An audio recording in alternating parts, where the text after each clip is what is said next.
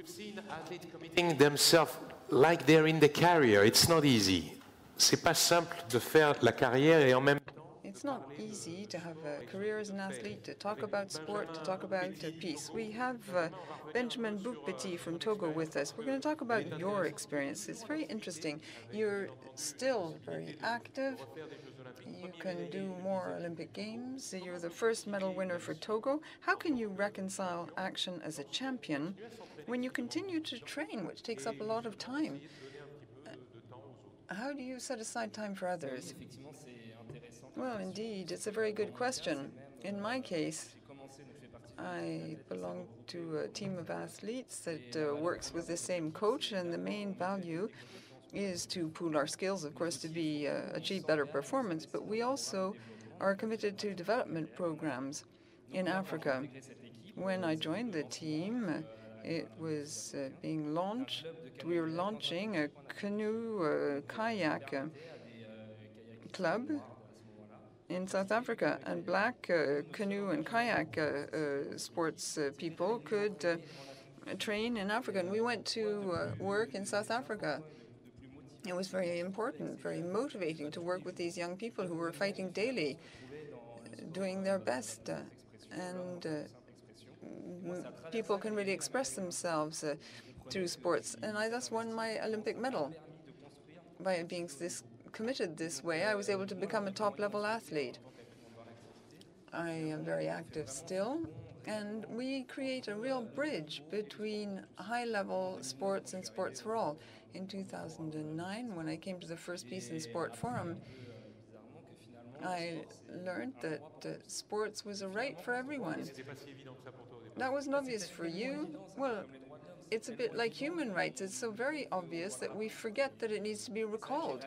And I realized, in fact, that there were a lot of places on Earth where this right is not respected. If you respect the right, you can reestablish a balance.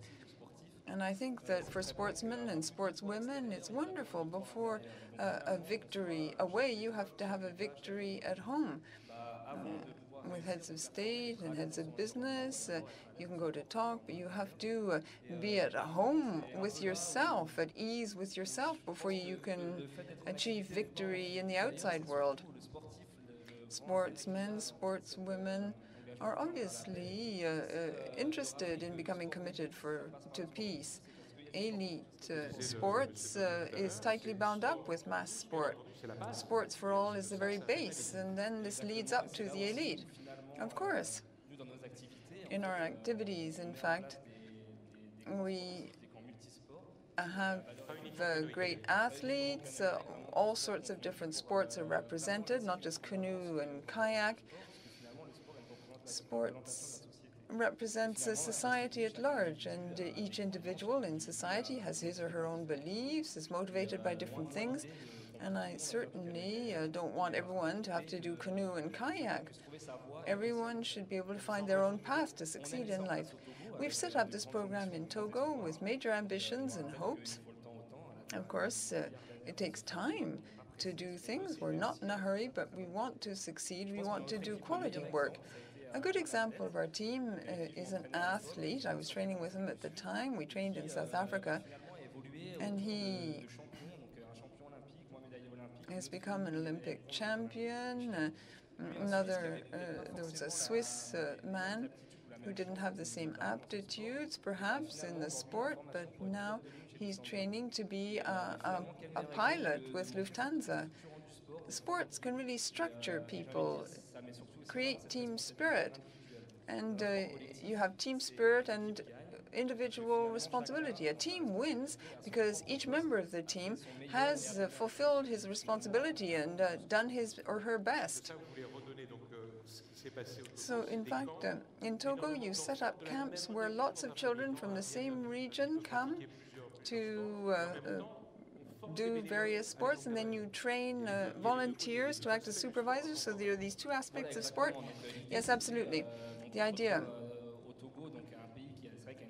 is exactly that. In Togo, we really try to work for peace. It's an extremely poor country, of course, and there are tremendous social inequalities. This leads to frustrations. and sometimes even aggressiveness. The idea is to bring peace, social peace. So we started with the individual, the family, and friends. And the idea was to get children to do sports supervised by older brothers and sisters with the blessing of the parents. And then the neighboring villages talk about it. People come to watch. We train the supervisors or the coaches in the region. The idea is to have a sort of a pilot program, which can then be copied in other parts of the country. And when we have grown bigger, we'll be able to organize competitions like what we saw. People in the room and in government are no doubt interested to hear about the link with the state. When things work out well, does the state then often take over? Well, we got a lot of support to start with from the media. What's the process to get support? Well, first of all, you have to be active. We were able thus to involve the locals a lot. I couldn't constantly be in the field. We quickly had to strongly involve the local players, and that's a huge advantage in our project. Because I'm very well known in the country and I'm preparing for the London Olympic Games in 2012, the media are following me closely, and thanks to that, I could talk a lot about training. Did that make it possible to open closed doors? As I was a champion in Togo, I didn't have many closed doors, but it lent me credibility. Some people have more individual goals, but I was able to validate this project. We had this project, it's an investment, it was talked about by the media, a lot of work was done in the field, we went to convince each president of federation, the Olympic Committee, and so on and so forth.